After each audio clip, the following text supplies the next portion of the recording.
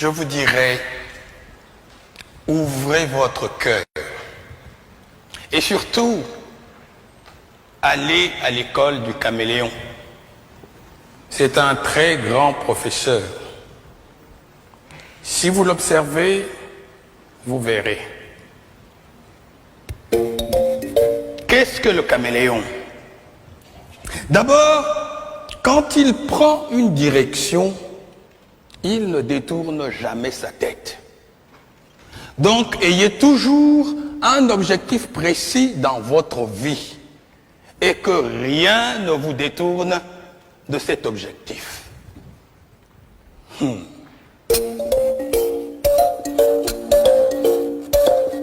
Et que fait-il, le caméléon? Il ne tourne pas sa tête. C'est son œil qu'il tourne. Le jour où vous verrez un caméléon, regardez, vous verrez, c'est son œil qu'il tourne. Il regarde en haut, il regarde en bas. Cela veut dire, informez-vous. Ne croyez pas que vous êtes le seul existant de la Terre. Il y a toute l'ambiance autour de vous. Et que fait le caméléon quand il arrive dans un endroit? Il prend la couleur du lieu. Ce n'est pas de l'hypocrisie. C'est d'abord la tolérance et le savoir-vivre. Se heurter les uns les autres n'apporte rien.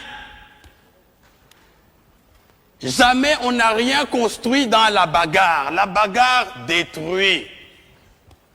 Donc, la mutuelle compréhension est un grand devoir. Il faudrait toujours chercher à comprendre notre prochain.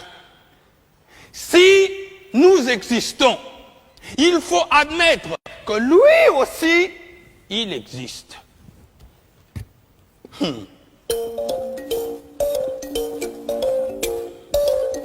Et que fait-il, le caméléon? Quand il lève le pied, il se balance pour savoir si les deux pieds déjà posés ne s'enfoncent pas. C'est après seulement qu'il va déposer les deux autres. Il balance encore, il lève. Cela s'appelle la prudence dans la marche. Sa queue est préhensible. Il l'accroche. Hein? Il ne se déplace pas comme ça. Hein? Il l'accroche. Afin que si le devant s'enfonce, il reste suspendu. Cela s'appelle assurer ses arrières. Ne soyez pas imprudents.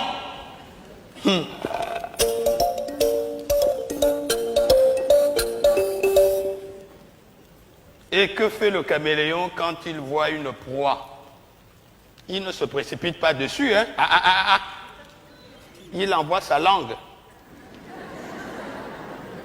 C'est sa langue qui va la chercher. Car la petite proie ne vous dit pas qu'elle ne peut pas vous faire mourir. Alors, il envoie sa langue. Si sa langue peut lui ramener sa proie, il la ramène tranquillement. Sinon, il a toujours la ressource de reprendre sa langue et d'éviter le mal. Ne soyez pas imprudent. Allez doucement dans tout ce que vous faites. Si vous voulez faire une œuvre durable, soyez patient, soyez bon, soyez vivable, soyez humain.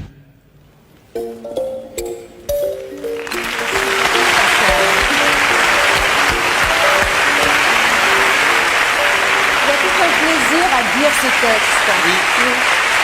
C'est Amadou Ampatéban, par ce texte, en tout cas moi, me fait revivre tout ce que mes parents m'ont dit autour du feu. Et c'est toute la grande philosophie qui doit normalement nous accompagner durant toute notre vie. Et c'est l'école de la parole enseignée sous le baobab. C'est comme l'école disait, de la parole et c'est l'école de la sagesse, de la philosophie. et de la philosophie. Et vous vous définissez beaucoup aussi comme un humaniste. Mpateba le faisait aussi. Exactement. Comme Hugo.